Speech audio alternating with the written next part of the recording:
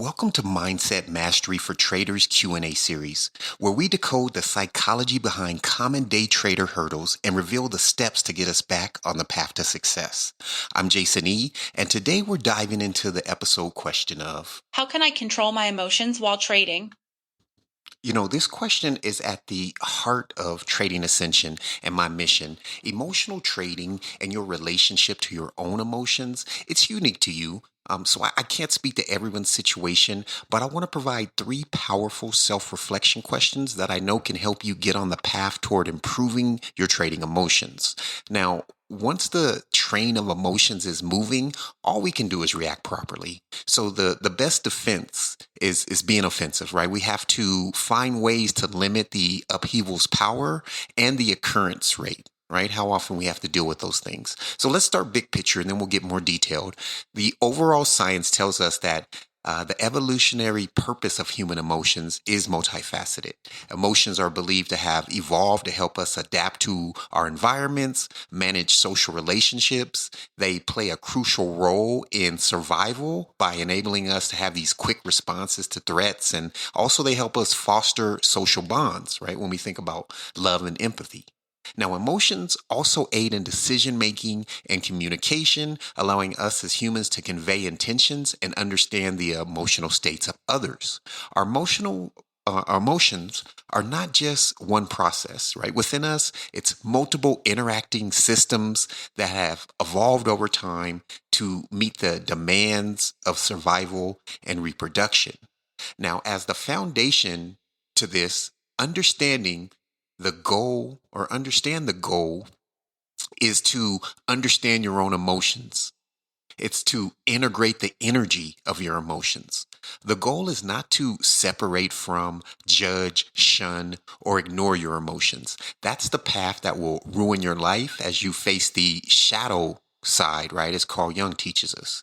So we can simplify trading into fear and greed, right? In terms of emotions, and although I agree with that, trading emotions are on a broad scale. And something may be in the family of fear or greed, but it might be so far removed and so complex to you and your personal situation that it's not either of those, but it still hinders your forward movement.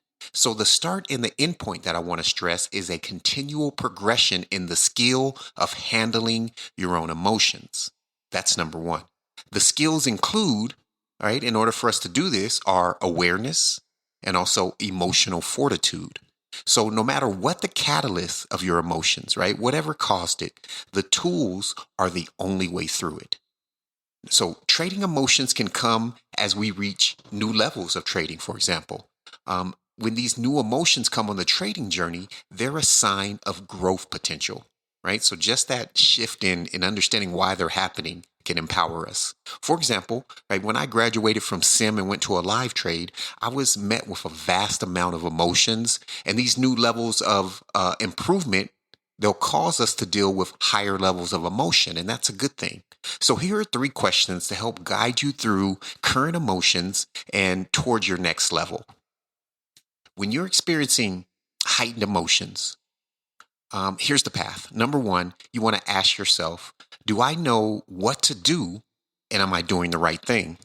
This is a huge cause of emotional trading. And this means that you've formulated and you are following a predetermined game plan that adheres to the safety of your money, aka risk management. And it's very unique to you because it's easy to become scared, fearful, greedy, and a whole gamut of emotions when you're trading with any amount of ambiguity. So the first tool is ensuring you have a proper trading system, which if you don't, right, you're leaning towards gambling. And gambling is emotional when it comes to the financial markets. So you need to implement something. If you need something, you can always go to the website, look at the trading success generator system, just ensure that you have a plan, right? And when you have this plan, you can notice if you're following the plan. Not having a plan while trading and not following your plan will cause your emotions to rise and will cause you to sit in uncertainty, and it will elevate your trading emotions. Now, number two, you want to ask yourself, are you being pulled in a direction emotionally? because trading takes focus. And that's why I promote and I do my best to adhere to the surgery rule, which means don't do anything while trading that you wouldn't want a surgeon to do while operating on your heart or your brain. You would not want a surgeon holding a phone in one hand scrolling while they were doing surgery. You wouldn't want that surgeon zoning out, right? Or distracted in any way. Taking trades takes focus, and a lack of focus can raise emotions. Like, I figured out through data that I should not trade on days when I have an early meeting, right? So in my time zone, the market opens at 7:30. And instead of patiently waiting, if I had an 8 o'clock meeting, I found that I was being pulled. I was rushed to get involved before I had to log off. An emotional pull away from the trading action of that moment can cause heightened emotions.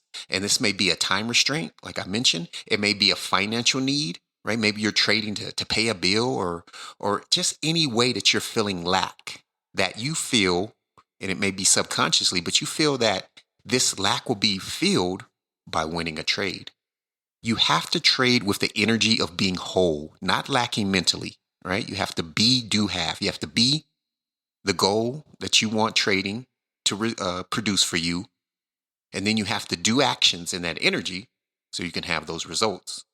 So check your mental, your mentality as you're trading to see if you might be getting pulled into trading for the wrong reasons instead of focused on executing at that moment.